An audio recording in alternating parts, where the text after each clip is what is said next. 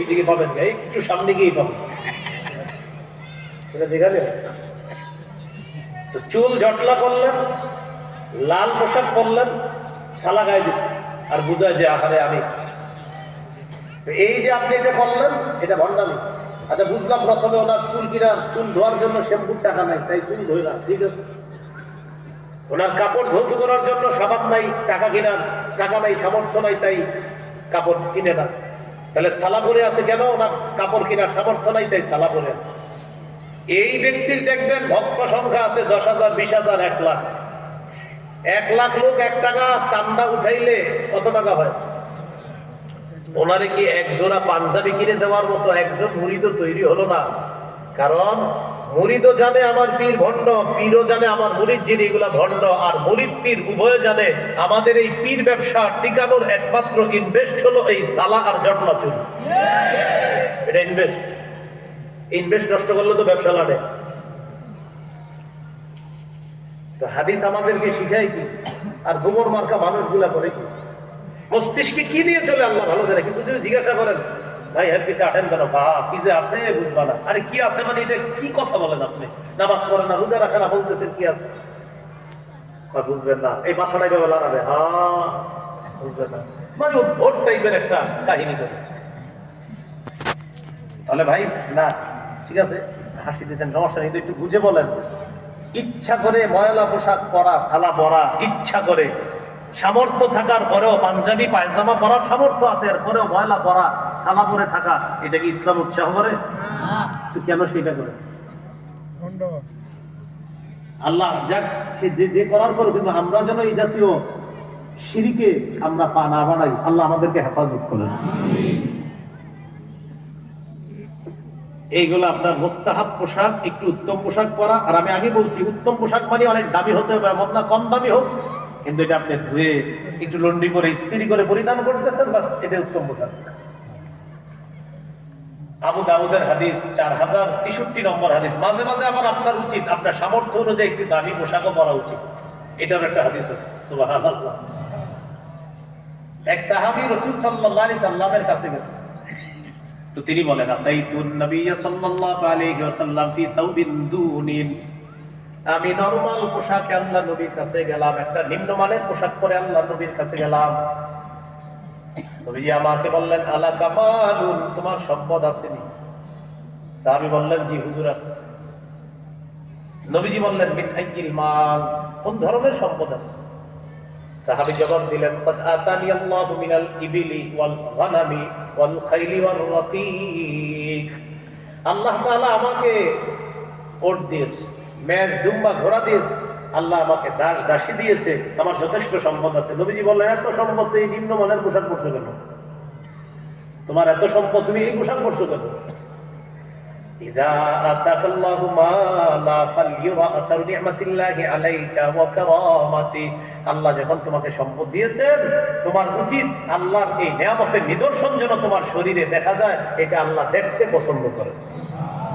মনে রাখতে হবে এই পোশাকের উদ্দেশ্য হবে আমার রবকে দেখা, যে আল্লাহ আপনি আমার নিয়ামত দিচ্ছেন, এই জন্য একটু শুকরিয়া আদায় স্বরূপ আমি জুমার দিনে আজকে একটু উত্তম পোশাক পরলাম, এটা আল্লাহ পছন্দ করেন। মুখে এসে বললো জুমার দিনে উত্তম পোশাক পরা, এটাও হাদিস আছে। ইবনে মাজাহ 1056 নম্বর হাদিস। হাদিসের বর্ণনাকারী আয়েশা সিদ্দিকা রাদিয়াল্লাহু তাআলা আনহার বর্ণনা, তিনি বলেন আন্নান নবী সাল্লাল্লাহু আলাইহি ওয়াসাল্লাম খাতাবান নাস ইয়াউমাল জুমআ, রাসূলুল্লাহ সাল্লাল্লাহু আলাইহি সাল্লাম জুমার নামাজের দিন সাহাবীদের উদ্দেশ্যে ভাষণ দিতেছিলেন। ফারাআ আলাইহিম থিয়াবান নিমার, ভাষণ দিতেছে, একদল সাহাবীদের দিকে তাকায় দেখে তাদের শরীরে কাজের পোশাক। কিসের পোশাক? যে পোশাক পরে কাজ করে ওই পোশাক তাদের শরীরে। فقال رسول الله صلى الله عليه وسلم ما على احدكم ان وجد سعة ان يتخذ ثوبين لجمعة سوى ثوبي مهنته, শোনো, তোমাদের যাদের সামর্থ্য আছে তারা জুমার নামাজের দিনের জন্য 2 জোড়া উত্তম পোশাক সংগ্রহে রাখবা, কাজের পোশাকটা কইলা ওই 2 জোড়া পোশাক পরে জুমার সালাতে আসবা। যাদের সামর্থ্য আছে তারা আলাদা 2টা পোশাক রাখবা, কাজের পোশাকটা খুলে ওই উত্তম 2টা পোশাক পরে জুমার সালাতে আসবা। হাদিস থেকে বোঝা যায় জুমার নামাজ, ঈদের নামাজ, বিশেষ এই সালাতগুলা যখন আমরা পড়বো অথবা আমরা নামাজই যখন নরমাল করি তখন একটু উত্তম পোশাক পরে নামাজে যাওয়ার চেষ্টা করব। বলেন ইনশাআল্লাহ। আর নামাজের সময় যে উত্তম পোশাক পরবেন এটা কোরআনে আছে, সূরা আরাফের 31 নম্বর আয়াতে আছে, ইয়া বানি আদামা খুযু যিনাতাকুম ইনদা কুল্লি মসজিদ। হে আদম সন্তান, প্রত্যেক নামাজের সময় বেশভূষা ধারণ করো, একটু সুন্দর পোশাকে নামাজ। আল্লাহ তাআলা আমাদেরকে কথাগুলা বুঝে শুনে আমল করার তৌফিক দান করেন। আমিন। মনে আসেনি পোশাক কয় প্রকার? ওয়াজিব, মুস্তাহাব। 3 নাম্বার হারাম। 3 নাম্বার কি? এই হারাম পোশাকটার সম্পর্ক হবে ওই লজ্জাশীল পোশাকের সাথে আলোচনা। হারাম পোশাকের ক্ষেত্রে 6টা জিনিস মনে রাখা। পুরুষ রেশমের পোশাক পরবে না, 2 নাম্বার। পুরুষ নারীর পোশাক পরবে না, 3 নাম্বার। নারী পুরুষের পোশাক পরবে না, 4 নাম্বার। অহংকারের পোশাক পরবে না, 5 নাম্বার। বিধর্মীদের পোশাক পরবে না, 6 নাম্বার। আটসাটো খাটো পাতলা ছোট পোশাক বিশেষ করে মেয়েরা পরবে না। এই হলো 6 ধরনের পোশাক নিষিদ্ধ। 1 নাম্বার রেশমের পোশাক। সহিহ মুসলিমের বর্ণনা 2069 নম্বর হাদিস।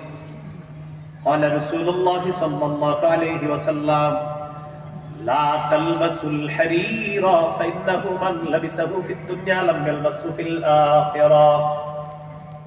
নবীজি বলেন, হে আমার পুরুষ উম্মত, তোমরা রেশমের পোশাক পরিধান করবে না। যারা দুনিয়াতে রেশমের পোশাক পরিধান করবে আখিরাতে তারা রেশমের পোশাক পরিধান করতে পারবে না। হাদিস দ্বারা বোঝা যায় মুসলিম পুরুষের জন্য দুনিয়াতে রেশম হারাম, জান্নাতে তাদের জন্য রেশম হালাল। সহিহ বুখারীর বর্ণনা 5837 নম্বর হাদিস। এই হাদিসের বর্ণনাকারী হুযায়ফা রাদিয়াল্লাহু তাআলা তিনি বলেন, নাহানা নবী সাল্লাল্লাহু আলাইহি ওয়াসাল্লাম أن نشرب في آنية الذهب والفضة وأن نأكل فيها وأن نجلس عليه। রাসূলুল্লাহ সাল্লাল্লাহু আলাইহি সাল্লাম আমাদেরকে স্বর্ণ রূপার পাত্রে পানাহার করতে নিষেধ করেছেন। স্বর্ণ রূপার পাত্রে আমাদেরকে পানাহার করতে রাসূল নিষেধ করেছেন। ওয়া আন নাজলিসা আলাইহি, রাসূলুল্লাহ সাল্লাল্লাহু আলাইহি সাল্লাম আমাদেরকে নিষেধ করেছেন রেশমের পোশাকের উপর বসতে। ওয়া আন লুবসিল হারিরি ওয়াদ দিবাজ, পাতলা রেশম, মোটা রেশম, যে কোনো রেশমের পোশাক পরতে নিষেধ করেছেন। ওয়া আন নাজলিসা আলাই, এটার উপরে বসতে নিষেধ করেছেন। রেশমের পোশাক পুরুষ পরবেও না, এটার উপর বসবেও না। এই সোফার মধ্যে যখন বসবেন কোনো বাসায় গিয়ে বেড়াইতে গিয়ে সোফা চেক করে দিবেন রেশমের সুতা টুতা আছে কিনা, বুঝছেন? যদি থাকে আর কি, আমি এমনি রাখতেছি, মানে আছে কিনা সন্দেহ করতেছি আমি। হ্যাঁ, রেশমের পোশাক যদি সুতা থাকে এটা আপনি হেলান দিবেন না পুরুষরা, এটা নারীদেরকে দিবেন। নারীরা ওই বালিশে হেলান দিবে, মেয়েরা হেলান দিবে, আপনি না। এই সোফা টোফা চেক করে দিবেন কৌশলে, এগুলার মধ্যে রেশম ঢুকাইয়া দেয়, পুরুষ যেন এটার উপরে বসে। সিল্কের পাঞ্জাবি যারা পরেন, এই সিল্কের পাঞ্জাবিতে রেশমের সুতা কৌশলে ঢুকিয়ে দেওয়ার সম্ভাবনা আছে, যেন আপনি এই হারাম পোশাক পরে মসজিদে দিকে নামাজ পড়েন। এটা একটা অপকৌশল। এই জন্য সিল্কের পোশাক যারা পরেন সতর্ক সাথে পড়বেন। মানে সিল্কটা বুঝে শুনে কিনবেন, সিল্ক কেনার আগে বুঝে শুনে কিনবেন, যে এটা কোনো ঝামেলা হইতে পারে কিনা। আর সেলসম্যান যদি মুসলিম হয় ওরা সুন্দর করে বলবেন, ভাইজান আমি নামাজ পড়বো, এই সিল্কের পোশাকে কোনো ঝামেলা নাই তো, আমার একটু বলেন। এই জন্য সিল্ক আর রেশমের সুতাটা পার্থক্য একটু মুশকিল হয়ে যায় মাঝে মাঝে।